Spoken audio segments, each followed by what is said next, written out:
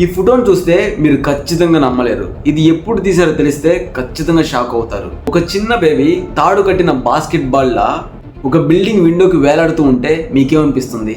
నిజంగా అయితే ఏంటి పిచ్చితనం, ఏంటి ఎర్రితనం అనిపిస్తుందా లేదా? కానీ నిజానికి ఒకప్పుడు ఇలాంటి ప్రాసెస్ అయితే ఉంది.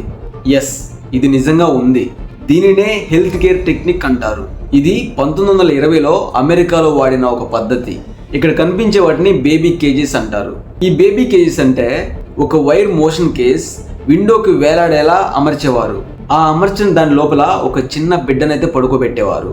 ఇప్పుడు మీకు డౌట్ రావచ్చు, అలా ఎందుకు చేస్తున్నారు, వీళ్ళకి తిక్క అనేసి అనుకోవచ్చు.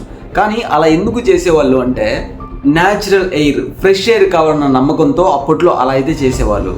అంతేకాదు అప్పట్లో అదొక హెల్త్ కేర్ మిషన్లో అయితే భావించేవాళ్ళట. 1900 ఆరంభంలో ట్యూబర్క్లోసిస్, టీబీ అనేది చాలా అయితే వేగంగా విస్తరించేదట. అప్పుడు ఆ వ్యాధిని నివారించడానికి ఫ్రెష్ ఎయిర్ లేదా సన్లైట్ను ఈ వ్యాధిని ఎక్కువగా తగ్గిస్తాయని చెప్పేసి అక్కడ ఉన్న వాళ్ళు ఎక్కువగా నమ్మేవారు. సో అలా ఈ విధంగా అయితే బేబీస్లకు మంచి ఆరోగ్యం కోసం ఇలా ఒక ఓపెన్ ఎయిర్ కేజ్ని అయితే వాడేవారు. నిజంగా అసలు ఆ పద్ధతి చాలా క్రేజీగా ఉంది కదా.